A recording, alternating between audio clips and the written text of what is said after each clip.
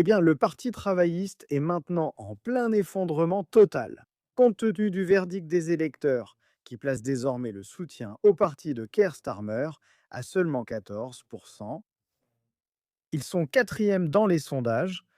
Vous voyez l'avance massive de la réforme, une avance de 14 points, et quand vous regardez le soutien personnel de Keir Starmer, il est à son niveau le plus bas de tous les temps. Et donc, en attendant, il y a cette élection partielle à venir à Gorton et Denton. Grosse crise au sein du Parti travailliste pour savoir si Andy Burnham devrait être autorisé à se présenter ou non.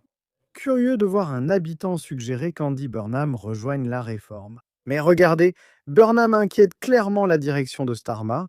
On lui a donné un délai très court pour décider s'il va se présenter ou non. Le Parti travailliste est profondément divisé sur ce sujet, avec des hauts responsables d'un côté. Il semble que Lucy Powell, la vice-présidente du parti, soutienne le maire du Grand Manchester pour se présenter.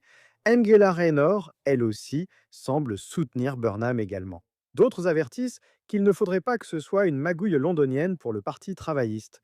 Et juste pour souligner à quel point les travaillistes ont complètement perdu la tête de nos jours. C'est le type de contre-mesure des alliés de Keir Starmer.